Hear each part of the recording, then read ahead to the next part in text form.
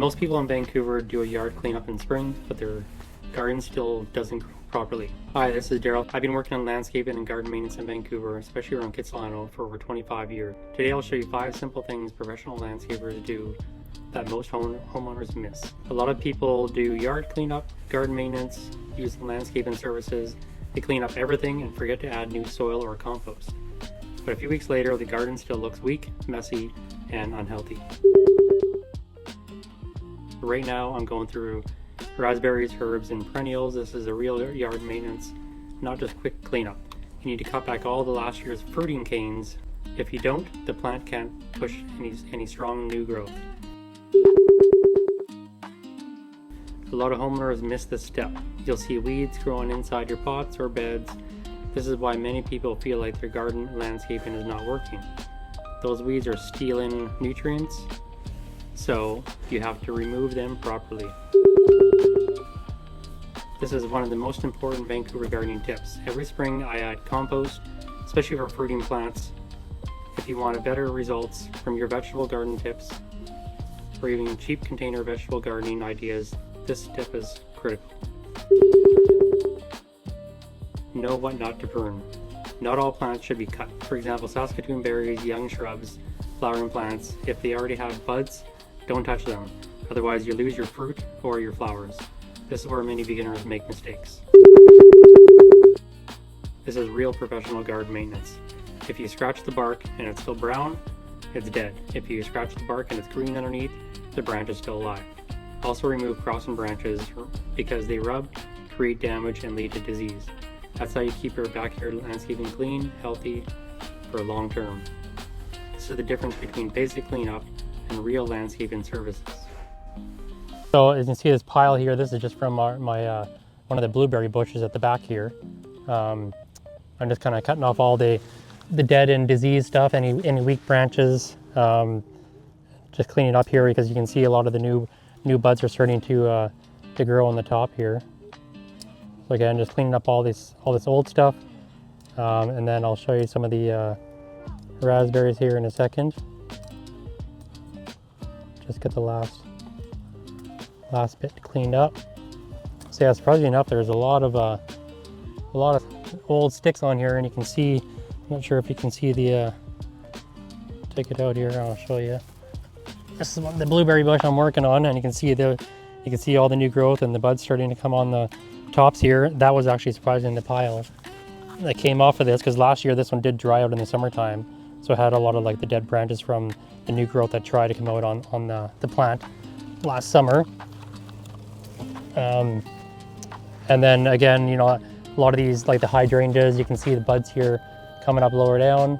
So I'm just going to go in and prune off all the old stalks here. I find sometimes too with hydrangeas, they every couple of years you'll get some of the old branches will die off completely, and then you'll get some of the buds coming off lower down. So you want to go down as far as you can.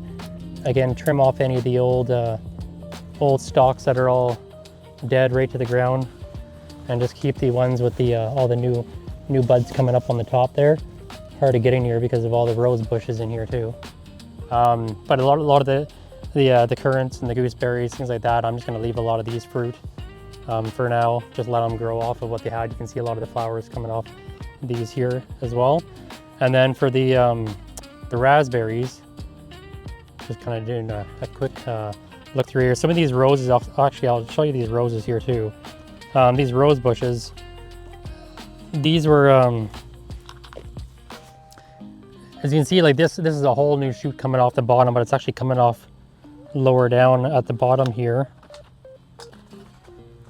So this is basically like when you have these stumps here on the roses, this is where the branches should be coming off of to have like this original like pink rose. But now you can see the shoot coming off the bottom, which is down to the soil level. This most likely will not be the true, or like that rose there. So unfortunately these roses I think are going to be tossed, because this is just going to be like a rootstock of or like a shoot coming up from the original rootstock that they use for these roses. So I think a lot of these roses here, this one here, you can see on this one though, you can see how this shoot's coming off of this branch here, which this one should actually be this rose here, which is, I think, is like a red, or no, that's like the Chicago Peace Rose. So this one I'll probably keep and wait to see if that shoot comes off. Again, just cut off all the old stuff here. Make sure the customers don't grab the branches. And then the raspberries, show you one for example here. So these are raspberries from last year, and you can see all the shoots coming up on the bottom. So again, I'm just going to go through and just cut off all this old. Actually, I'm going to keep this cane because you can see some of the buds here growing up the cane there. You can see the color is that kind of reddish purple color. But these old canes, just get rid of some of these old canes here. You can see they're actually a lot thicker than I was expecting.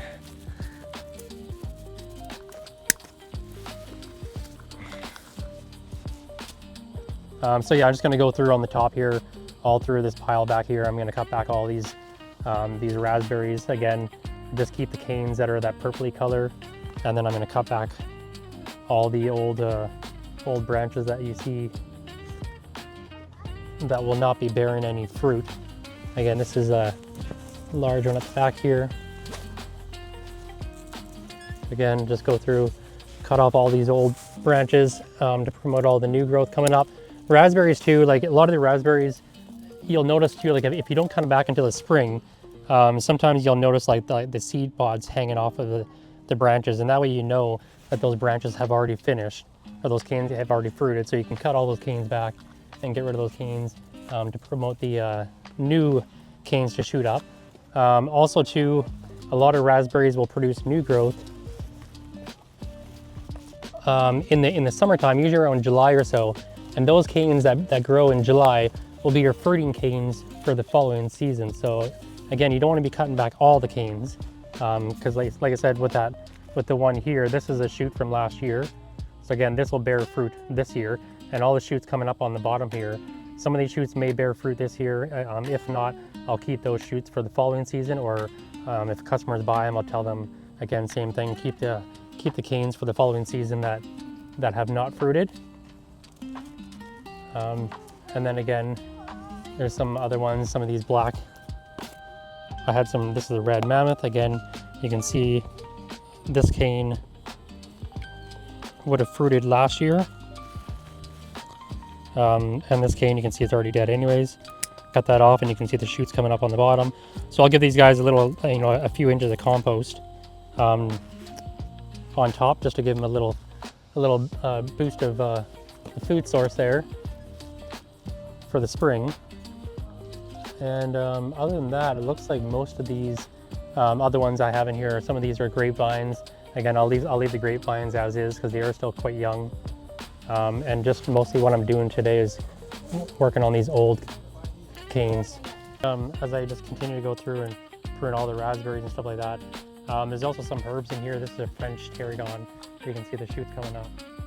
Again, just had to go in there and cut back any of the old shoots, but also if there's any other plants trying to grow in these pots, I gotta pull those out as well. Some of the weedy plants. And then again, for example, something like this. This is supposed to be a raspberry too, but you can see a lot of other plants have kind of gone in here. So I just go through, clean off a lot of these older weeds.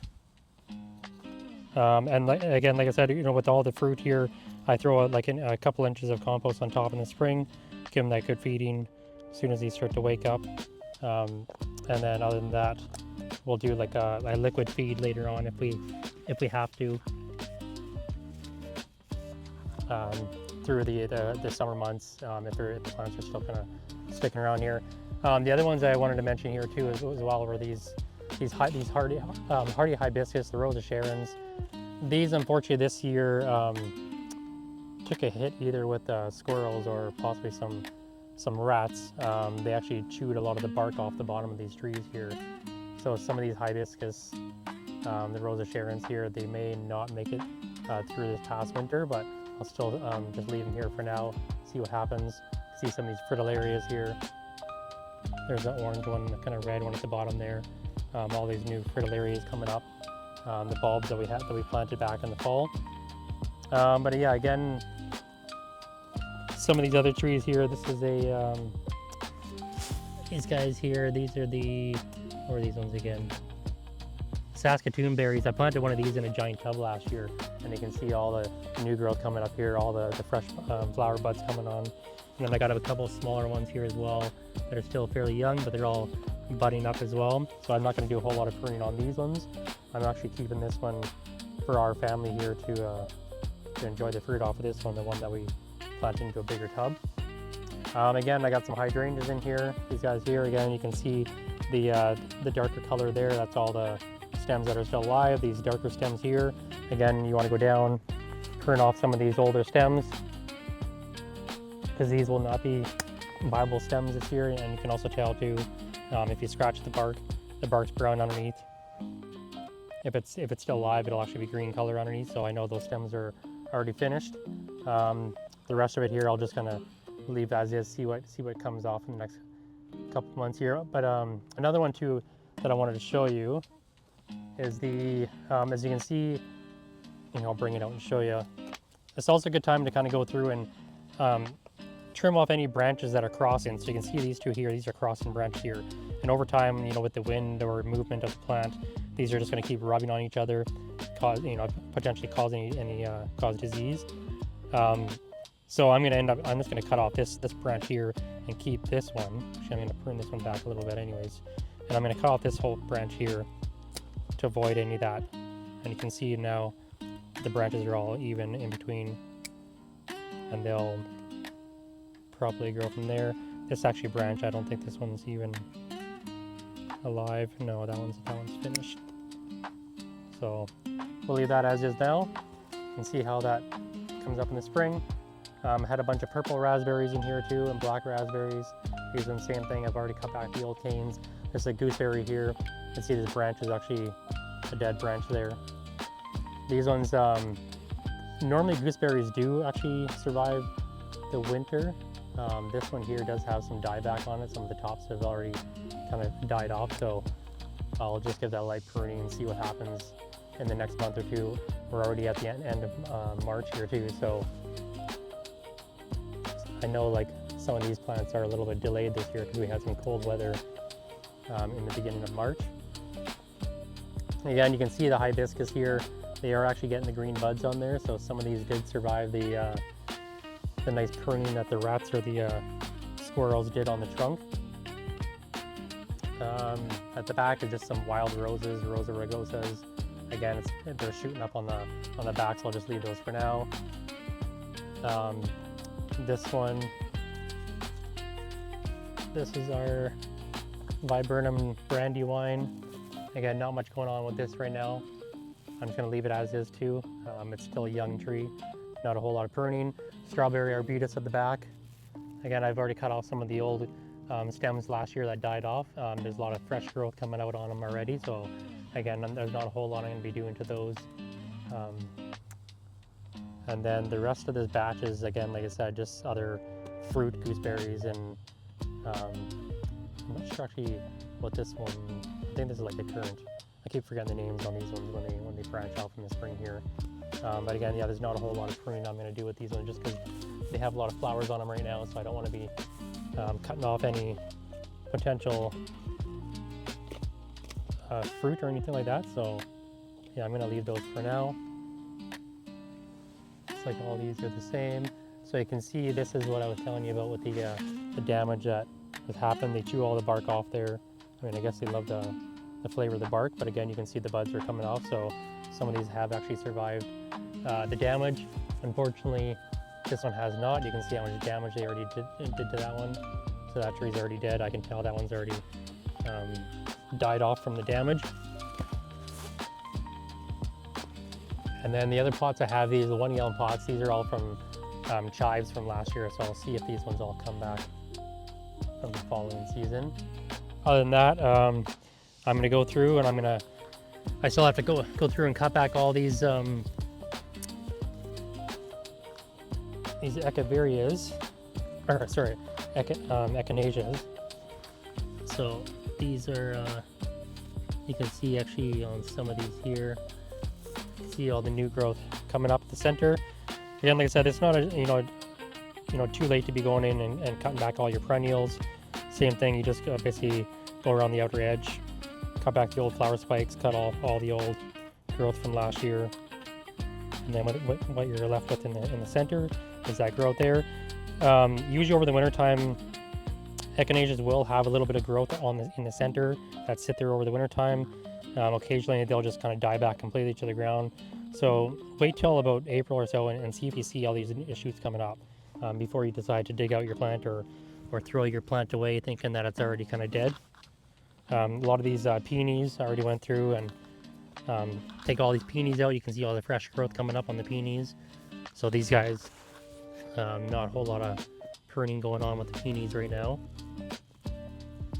I've already cleaned those up back in the winter time. But yeah, like I said, if there's any perennials that are still with all their old seed heads and branches, get out there now if you can, prune them back. You want to cut off all the old stuff now before all the fresh growth comes up. Same as your ornamental grasses. Again, there's a lot of new shoots coming up in the grasses, so I've been cutting these back as well. You don't want to be cutting off the fresh growth of your grasses. So get all that done as soon as you can, and then kind of work on your fruit as well.